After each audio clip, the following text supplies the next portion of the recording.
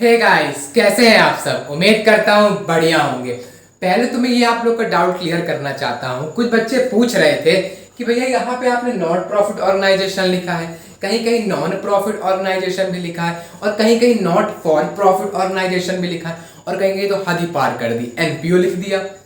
तो क्या भैया सब कुछ अलग अलग है? नहीं, सब कुछ आपको सेम ही है। क्वेश्चन आपको एनपीओ भी लिख सकता है, नॉट प्रॉफिट ऑर्गेनाइजेशन लिखता है, नॉन प्रॉफिट ऑर्गेनाइजेशन भी लिख सकता है। तो आपको समझना है कि वो सब कुछ सेम होते हैं। जहां पे लग गया नॉन या नॉट और प्रॉफिट, समझ लो यही वाली ऑर्गेनाइजेशन की बात वहां पर चल रही है।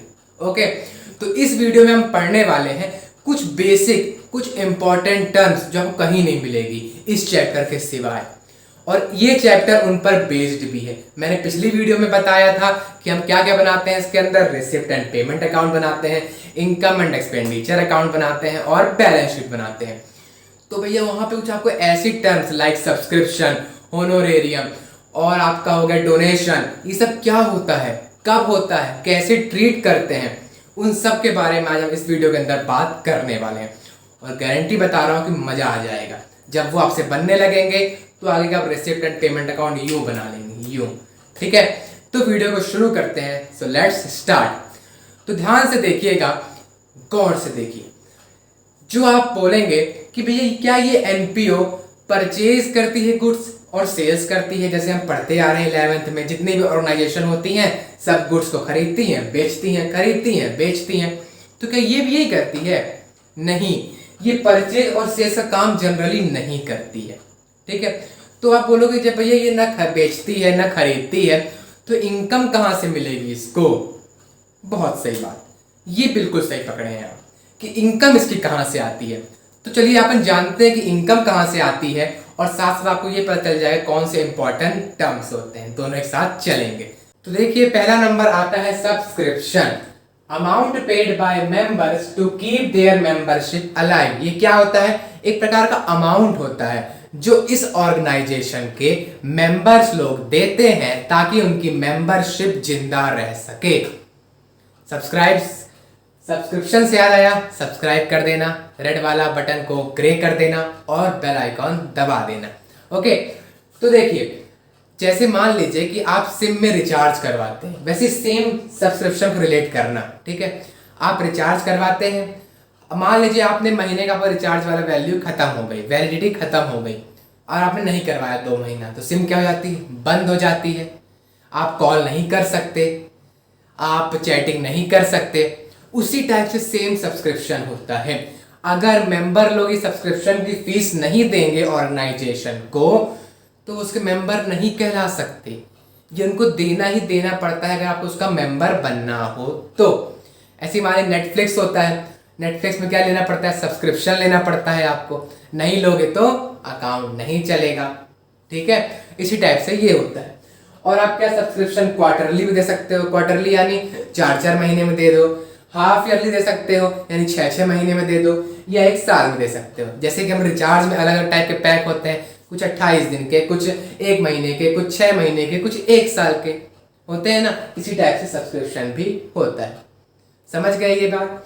अब अगले आते हैं यहाँ पर एंट्रेंस फी, और जिसको आप एडमिशन फीस भी बोल सकते हैं। नाम से समझ में आ रहा है, एंट्रेंस। एंट्रेंस जब कोई आ रहा होगा तब हमको वाली फीस मिल रही होगी। हाँ, बस यही चीज है। Amount paid by members at the time of joining the organisation. भैया जो अमाउंट कौन पे कर रहा हो? मेंबर, जब वो ऑर्गेनाइजेशन में आ रहे हो उसको क्या बोलते हैं? एंट्रेंस फीस बोलते हैं। लाइकवाइज आप सिम खरीदे तो सिम के बदले कुछ पैसा देते हो ना, तो उसको क्या बोलोगे? एंट्रेंस फीस बोलोगे। जब रिचार्ज करवाओ तो क्या बोलोगे? सब्सक्रिप्शन बोल सकते हो। ठीक है, अपने डे टू डे लाइफ में अगर एग्जांपल लेते हैं तो और इजी समझ में आता है। फिर आते हैं थर्ड में लाइफ मेंबरशिप फीस। अब देखो आप इसी से अर्थ निकाल सकते हो, लाइफ, जिंदगी के हम मेंबर बन गए वाली फीस। समझ रहे हो कैसे? Some members become lifetime members of the organization. The amount paid by those members is called as life membership fees. कुछ मेंबर ऑर्गेनाइजेशन के होते हैं बहुत पैसे वाले, हम तो लाइफ मेंबर बनेंगे इसके, बहुत अच्छी ऑर्गेनाइजेशन है, हम पूरे जब तक हम जिंदा हैं, जब तक ऑर्गेनाइजेशन जिंदा है तब तक हम इसके मेंबर रहेंगे। तो भैया मेंबर तो रहोगे तो फीस भी दो उसकी। तो जो ये वाले मेंबर लोग फीस देते हैं उसे क्या बोलते हैं? Life membership fees. ठीक है, ओके। आप समझ लेते हैं। आपको याद है कि रेवेन्यू आइटम क्या होते हैं, कैपिटल आइटम क्या होते हैं? चलो फटाफट रिवाइज करा देता हूं। कैपिटल आइटम वो होते हैं जो जनरली एक बार होते हैं, साल में एक बार होते हैं, फिर अगले साल मुश्किल से होंगे नहीं होंगे पता नहीं, लेकिन रेवेन्यू वाले लगातार लगातार लगातार होते रहते हैं। ठीक है, समझ गए बात? और रिसिप्ट यानी क्या होता है? पैसा मिलना होता है ना। ओके, अब बताना सब्सक्रिप्शन है। सब्सक्रिप्शन क्या आपको पूरे साल में एक बार मिलता है या मंथली भी मिल सकता है, ईयरली भी मिल सकता है, लिखा हुआ है साफ साफ। तो जब चीजें बार बार मिलती हैं आपको, अगले साल फटाफट मिलेंगी, फिर अगले साल मिलेंगी ही मिलेंगी, तो उसको क्या बोलते हैं? रेवेन्यू बोलते हैं। तो भैया सब्सक्रिप्शन क्या होगा? ये आपकी रेवेन्यू रिसिप्ट। ध्यान रखना इस बात को, काम आएगी आगे चल के। ठीक है, एंट्रेंस फीस क्या होती है भैया? मान लो कोई मेंबर आज आया तो आज एंट्रेंस फीस देगा, कुछ मेंबर कल आए तो कल एंट्रेंस फीस देंगे, कुछ मेंबर उसके पहले आ चुके थे तो एंट्रेंस फीस देंगे। यानी एंट्रेंस फीस क्या होती है? जरूरी नहीं एक बार मिले पूरी जिंदगी में, आपको रोजमर्रा महीने में मिलती रहती है। तो ये भी क्या हो जाएगा?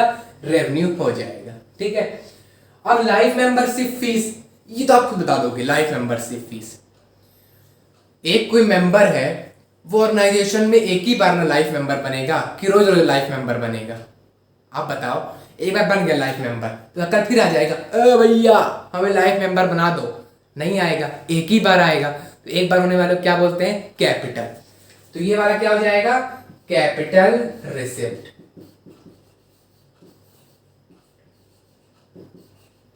ये वाली बात कर रहे हैं। ठीक है, ये रेवेन्यू है और ये वाला भी रेवेन्यू होगा। ठीक है, अभी तो केवल 3 सोर्सेस की बात हुई है, अभी और सोर्सेस की बात करनी है। इससे पहले आप इसका स्क्रीनशॉट एक बार ले लीजिए। तो आगे की कुछ और बात करते हैं। अगला है डोनेशंस। अब डोनेशन तो आप हर कोई जानता होगा डोनेशन क्या होता है।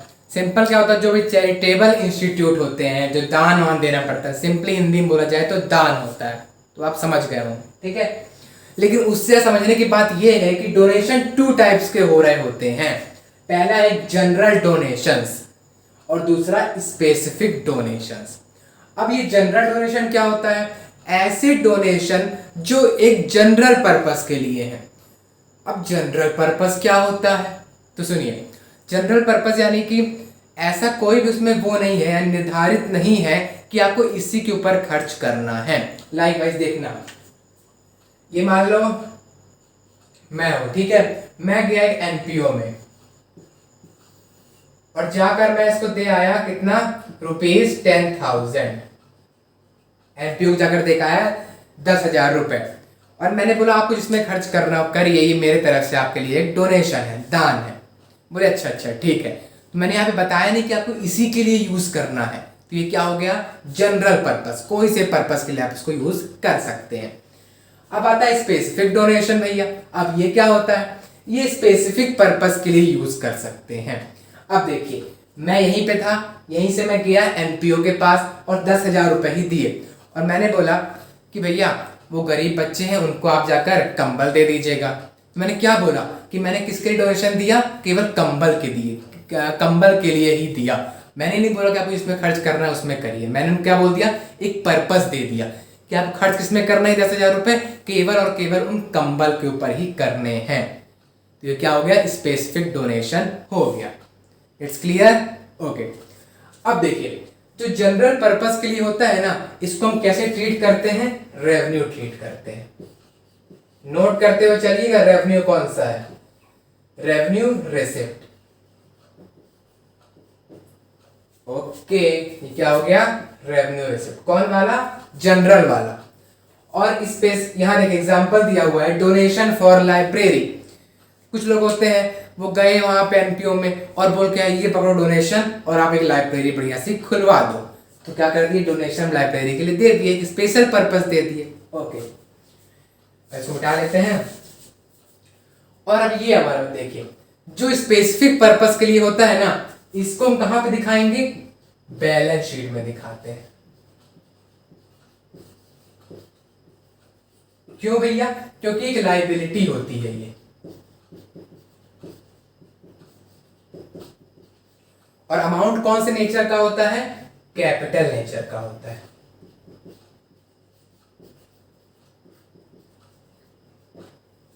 समझ गए इन तीनों बात को?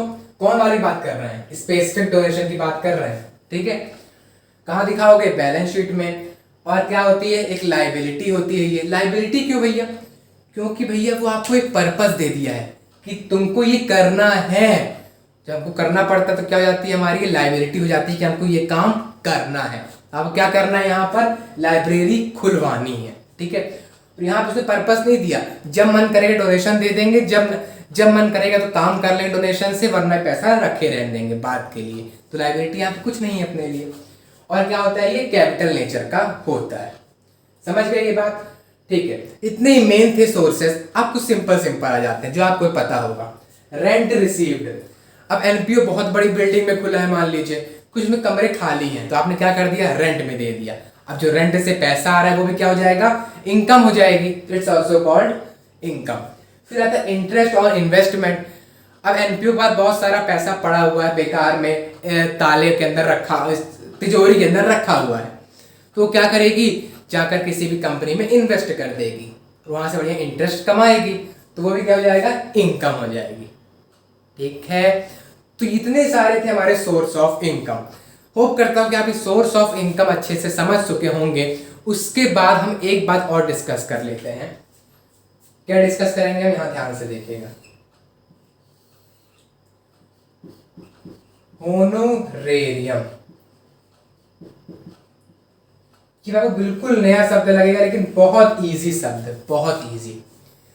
अगर एनपीओ में जो भी एम्प्लॉयज काम कर रहे हैं, कोई ऑडिटर हो सकता है, कोई सीए काम कर रहा होगा, कोई लॉयर काम कर रहे होंगे, होते हैं नहीं सब लोग, तो जो इनको सैलरी दी जाएगी, सैलरी किसको? जो भाई ऐसे नहीं कि जो वर्कर्स वगैरह हो, जो एम्प्लॉयज होते हैं,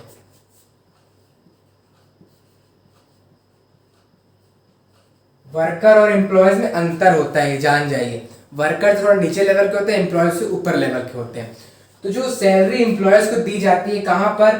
एनपीओ में, उसको क्या बोलते हैं हम?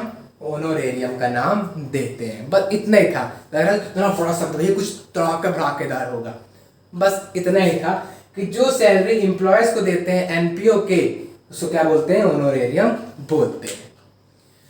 तो यहां से हम करते हैं अपनी वीडियो को एंड, लेकिन एक बात ध्यान से सुनकर जाइएगा कि जितने मैंने आपको आज ये टर्म्स बताए हैं, इनको अगर बैठ के फिर से आप रिवाइज करिएगा, क्योंकि अगली वीडियो में ये टर्म्स बहुत काम आने वाली हैं।